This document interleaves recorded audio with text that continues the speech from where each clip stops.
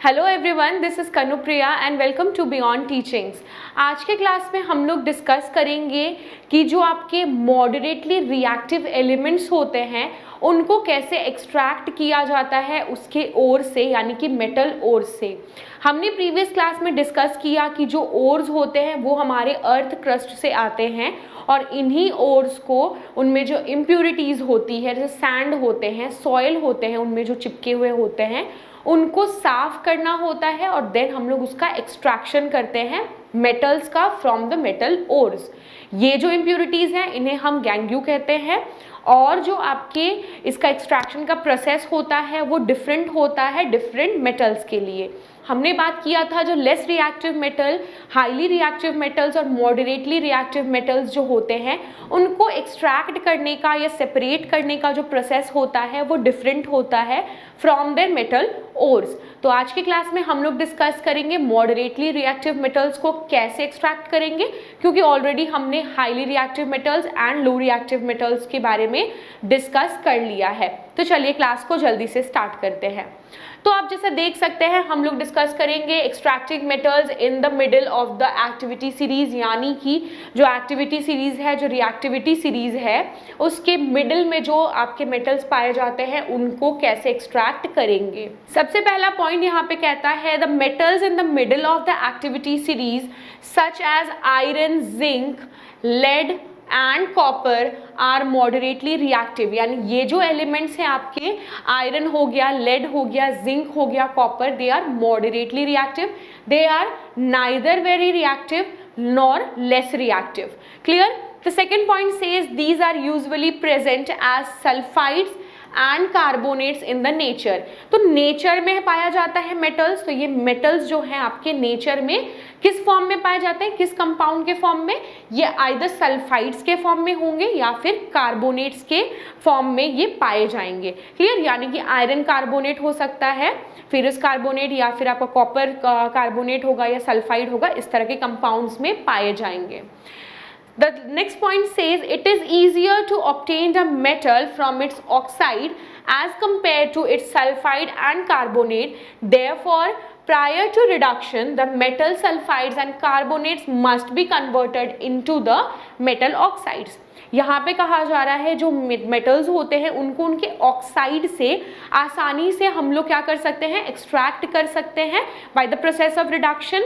लेकिन हम लोग अगर वो ऑक्साइड के जगह अगर सल्फाइड या फिर कार्बोनेट के फॉर्म में अगर होंगे, कार्बोनेट या सल्फाइड कंपाउंड्स होंगे, तो उसमें थोड़ा सा डिफिकल्ट होता है उन्हें एक्सट्रैक्ट करना। सो हम लोग पहले क्या करेंगे, उन्हें ऑक्साइड्स में कन्वर्ट कर देंगे, रिस्पेक्टिव मेटल ऑक्साइड्स में कन्वर्ट करेंगे और देन हम लोग रिडक्शन प्रोसेस करके उन्हें उससे एक्सट्रैक्ट करके प्योर मेटल को हम लोग हासिल कर लेंगे।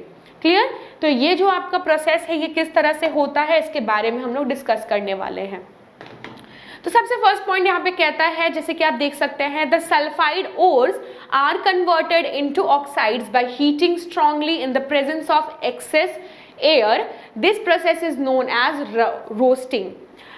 This process is known as roasting. यानी जो सल्फाइड ओर्स होते हैं, यानी कि जो मेटल ओर्स आपके सल्फाइड कंपाउंड्स के फॉर्म में होते हैं, उन्हें ऑक्साइड्स में कन्वर्ट करने के लिए क्या किया जाएगा, हीट करना होता है very strongly in the presence of excess air. यानी बहुत सारे एयर के प्रेजेंस में, यानी कि बहुत सारे ऑक्सीजन के प्रेजेंस में उसको हीट करना पड़ता है ताकि सल्फाइड ओर्स को हम लोग कन्वर्ट करेंगे ऑक्साइड्स में। क्लियर? और ये जो प्रोसेस होता है इसे हम रोस्टिंग कहते हैं। एक्सेस एयर का मतलब होगा oxygen, excess oxygen. Clear? The second point says the carbonate ores are changed into oxide by heating strongly in limited air.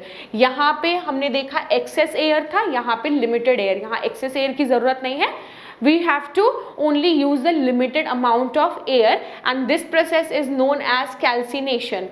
Roasting excess air के presence में होगा, calcination limited air के presence में होगा। अब इसका प्रोसेस हम लोग देख लेते हैं जो रोस्टिंग और कैल्सिनेशन है। रोस्टिंग के केस में आप देखिए जिंक सल्फाइड है, उसे एक्सेस ऑफ ऑक्सीजन के प्रेजेंस में हीट किया जा रहा है, ये जिंक ऑक्साइड फॉर्म कर रहा है और सल्फर डाइऑक्साइड फॉर्म कर रहा है। Similarly for the calcination process, zinc carbonate जो है आपका उसे हीट किया जा रहा है, ये zinc oxide and carbon dioxide form कर रहा है। जो रोस्टिंग है वो सल्फाइड ओर्स के लिए किया जाता है और जो कैल्सिनेशन है वो कार्बोनेट ओर्स के लिए किया जाता है। क्लियर? दोनों में क्या डिफरेंस है? सल्फाइड ओर्स के लिए हम लोग रोस्टिंग करेंगे जो एक्सेस एयर के प्रेजेंस में होगा, और कार्बोनेट ओर्स के लिए हम लोग क्या करेंगे? कैल्सिनेशन करेंगे, जिसमें कि लिमिटेड अमाउंट ऑफ एयर की जरूरत होगी। The last point says the chemical reaction that takes place during roasting and calcination zinc ore can be shown as follows।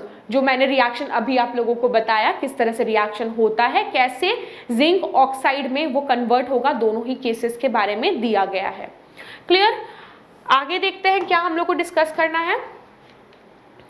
The metal oxides are then reduced to the corresponding metals by using suitable reducing agent such as carbon. For example, when zinc oxide is heated with carbon, it reduced to metallic zinc। यानी कि अब हमने क्या किया? हमने sulphide ओर और carbonate ओर को हमने किस में कन्वर्ट कर दिया? हमने कन्वर्ट कर दिया ऑक्साइड्स में। ऑक्साइड्स में कन्वर्ट करने के बाद हम लोगों को क्या करना होगा? हमें करना होगा रिडक्शन। रिडक्शन हम लोग किसी रिड्यूसिंग एजेंट के साथ हम लोग मिलके करेंगे। रिड्यूसिंग एजेंट क्या यूज हो रहा है? In this case reducing agent used is carbon. Clear? Carbon इस जगह पे हमारा रिड्यूसिंग एजेंट की तरह काम करेगा। हम कार्बन को लेके रिडक्शन का प्रोसेस करेंगे और ऑक्साइड्स को क्या करेंगे? हम लोग जो ऑक्सीजन को वहां पर रिमूवल करेंगे। रिडक्शन का सिंपल मतलब होता है आपका लूजिंग ऑफ ऑक्सीजन। तो ऑक्सीजन को लूज करना है, अब ऑक्साइड था, ऑक्सीजन को लूज कर देंगे, हम लोग को मेटल मिल जाएगा। यही प्रोसेस है। इसका प्रोसेस देख सकते हैं आप यहाँ पे है। जो प्रीवियस हमारा रिएक्शंस था उसमें उन दोनों ही केसेस में हमें जिंक फॉर्म हुआ था। वो जिंक को carbon as a reducing agent, यहाँ पे रिड्यूसिंग एजेंट जो है वो कार्बन है। यहाँ पे कार्बन को यूज करके हम लोग क्या कर रहे हैं? कार्बन जो है ऑक्सीजन के साथ बॉन्ड बना के कार्बन मोनोऑक्साइड फॉर्म कर रहा है और आपका जो मेटेलिक जिंक है ये यहाँ पे आपका फॉर्म हो रहा है। मेटेलिक जिंक जो है फॉर्म हो रहा है which is in the pure form.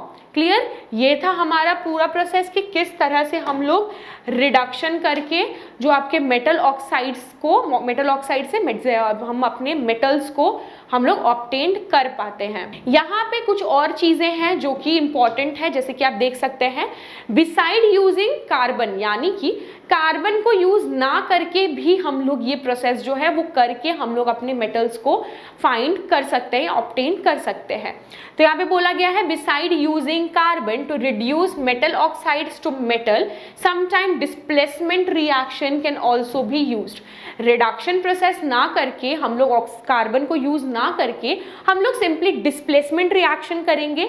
Displacement reaction में क्या होगा? एक मोर रिएक्टिव एलिमेंट जो होगा लेस रिएक्टिव एलिमेंट को उसके कंपाउंड से डिस्प्लेस कर देगा और वो जाके ऑक्सीजन के साथ बॉन्ड बना लेगा, डिस्प्लेस कर देगा और जो आपका जो मेटल उस कंपाउंड में होगा वो आपका सेपरेट हो जाएगा, यानी कि जो हमारा मेटल है वो हमें मिल जाएगा।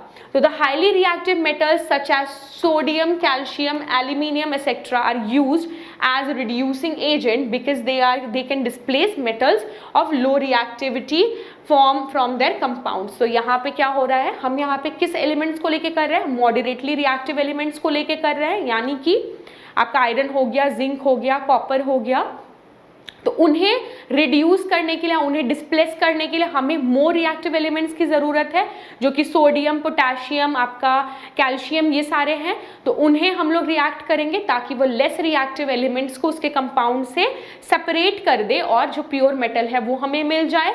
For example when manganese dioxide is heated with aluminium powder we give this reaction. तो यहाँ पे क्या हो रहा है? एक मैग्नीज ऑक्साइड जो है एल्यूमिनियम जो एक हाईली रिएक्टिव मेटल है उसके साथ रिएक्ट होके आपका ये एल्यूमिनियम जो है ये रिएक्ट कर रहा है ऑक्सीजन के साथ और मैंगनीज को अलग कर दिया गया और यहाँ पे एल्यूमिनियम ऑक्साइड बना दिया गया है।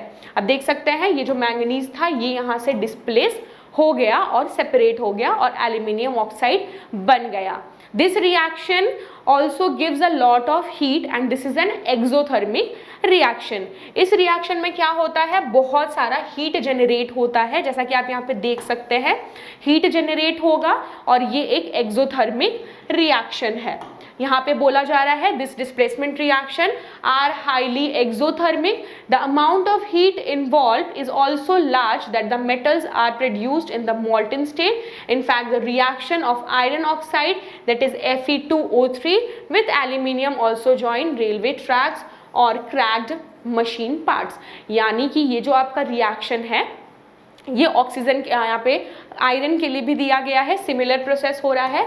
एल्यूमिनियम जो है वो ऑक्सीजन के साथ रिएक्ट करके फेरस यानी कि आयरन को डिस्प्लेस कर रहा है, आयरन यहाँ पे अलग हो गया और ये एल्यूमिनियम ऑक्साइड बना दिया। और ये जो रिएक्शन है बहुत ही हाईली एक्सोथर्मिक है, जिससे कि आपका किसी मेटल पे अगर किया जाए ये रिएक्शन अगर हो तो वो क्या हो जाएगा, मोल्टन स्टेट में आपका कन्वर्ट हो जाएगा। इसीलिए ये जो आपका है ये प्रोसेस जो है रेलवे ट्रैक्स को ज्वाइन करने के लिए यूज होता है और क्रैक्ड मशीन पार्ट्स को भी आपका ठीक करने के लिए यूज होता है। रेलवे ट्रैक्स अगर टूटे हैं वहां पे रिएक्शन होगा, मोल्टन हो जाएगा, वो आपका क्या होगा, पिघल जाएगा जो मेटल है और वो जो आपका है वो आपका ज्वाइन हो पाएगा। Clear? This reaction is also known as thermite reaction. ये जो रिएक्शन है इसे हम थर्मिट रिएक्शन बोलते हैं।